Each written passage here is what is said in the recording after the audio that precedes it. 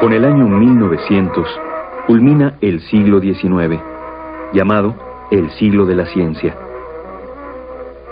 México marchaba confiado por la senda del progreso, guiado por la mano firme del general Porfirio Díaz. Aquel año de 1900, el general Díaz ocupó la presidencia por sexta vez. El país estaba en relativa tranquilidad.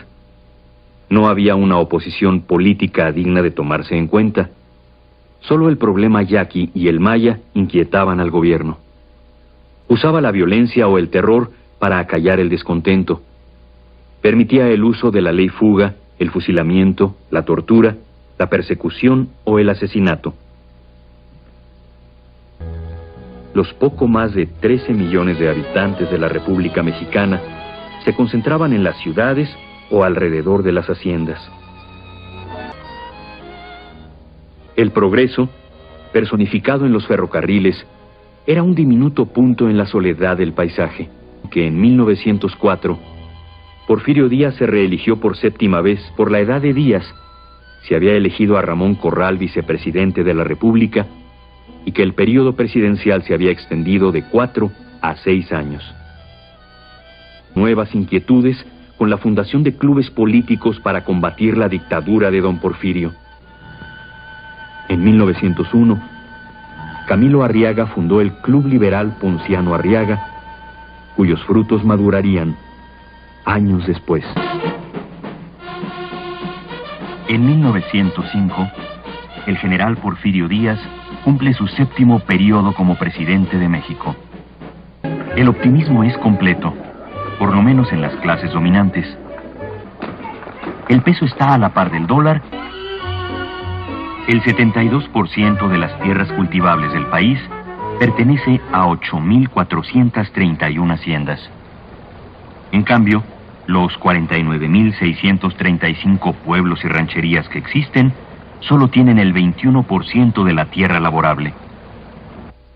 Si no se tiene la fortuna de pertenecer a la selectísima aristocracia mexicana llamada pulquera, siendo dueño de una gran hacienda y vivir gran parte del tiempo en Europa, surtiéndose allá de ropa y muebles, en México hay la posibilidad de satisfacer el buen gusto y la elegancia.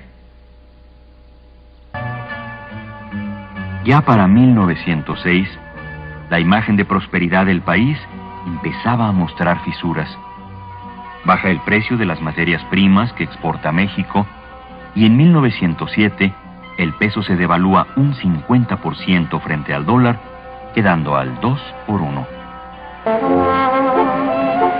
En Cananea, Sonora, se encontraba el mineral de cobre más importante del país.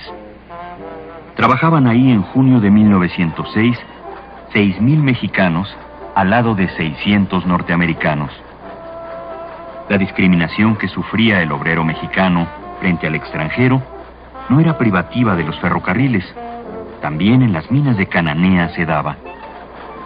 Sin embargo, aquí ya se encontraban laborando 3 miembros del recientemente fundado Partido Liberal Mexicano. El 1 de junio estalla un conflicto por motivos que aparentemente no eran tan graves. Pero la prepotencia y el odio de los trabajadores norteamericanos se hace patente. 2 capataces armados, los hermanos Metcalf, disparan contra manifestantes mexicanos y de inmediato hay muertos y heridos. En una acción sumamente criticada, de la cual luego se arrepiente y trata de ocultar o por lo menos maquillar, el gobernador Rafael Izábal permite la entrada de 260 Rangers del colindante estado de Arizona. La opinión pública mexicana, por razones históricas obvias, se duele grandemente. Los trabajadores mexicanos entregan sus peticiones. La huelga se prolonga apenas unos días más y para terminarla, el gobierno decreta la ley marcial en la región. Se ordena la reanudación de las labores en el mineral. Los trabajadores, dóciles todavía, acatan los mandatos. Esteban Vaca y Manuel M. Diegues son confinados en San Juan de Ulúa, célebre prisión porfirista. En escala menor, Lo mismo le sucede a los patrones, dueños de las más importantes fábricas textiles de Puebla, Tlaxcala y Veracruz. En diciembre de 1906, 7,000 obreros, afiliados al Gran Círculo de Obreros Libres, se declaran en huelga. Los patrones les quieren imponer un reglamento único de trabajo que es una verdadera joya de explotación. 12,5 horas de trabajo al día. Sanciones económicas por trabajo defectuoso. Cobro al trabajador por roturas del equipo aunque no fuese por causa suya. Pago de los salarios los domingos por la tarde. Pero lo que derrama el vaso es la prohibición de recibir visitas en sus casas. Don Porfirio es propuesto como mediador entre trabajadores y patrones. Acepta desde luego y emite un laudo tratando de equilibrar a las partes. Concede en su propuesta pequeñas cosas, prohíbe el trabajo infantil y que se permitan las visitas a las casas de los trabajadores. Sin embargo, los patrones responden a su vez con un paro a nivel nacional. Cierran 93 fábricas de 20 estados de la República. El laudo de Porfirio Díaz es obligatorio para los trabajadores. Se les ordena regresar al trabajo, lo que hacen todos los obreros de la industria textil, más Río Blanco, una de las fábricas del estado de Veracruz, permanece en paro. Se rehúsa a acatar el laudo de Porfirio Díaz, que ordena regresar a las labores. Los trabajadores incendian la tienda de raya, que pertenece a los hermanos Garcín, socios de la fábrica. La conocida mano dura de la política de Díaz se hace presente. El mátalos en caliente es aplicado rigurosamente.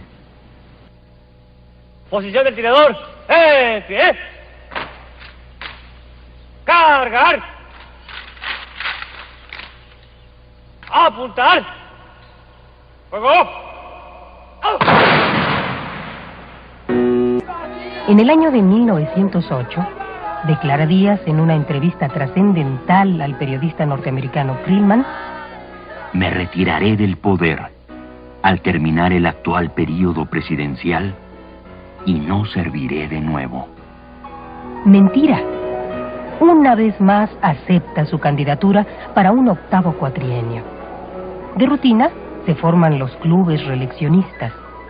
Una parte de la oposición, representada por el porfirista general Bernardo Reyes, solo quiere llegar a la vicepresidencia. Ni eso concede Díaz. La otra parte, más aguerrida, más real, los Flores Vagón y sus seguidores, Francisco y Madero, el partido antirreeleccionista, débil aún en apariencia, aguarda su momento. En el año de 1910, México cumplía el primer centenario del inicio de su lucha por la independencia. El gobierno de Porfirio Díaz celebró el acontecimiento entre ostentosas inauguraciones y culminantes desfiles militares, rodeado de plumajes y de dignatarios extranjeros. A pesar de los esfuerzos de los clubes antirreeleccionistas y de las vanas promesas del general Díaz de respetar el voto popular, la engrasada maquinaria electoral consumó una vez más el fraude, imponiendo la reelección de Díaz, pese a que la votación evidentemente había favorecido al candidato de oposición, don Francisco y Madero. Frente al hecho consumado, los partidarios de Madero protestaron ante el Congreso Federal exigiendo la anulación de los comicios.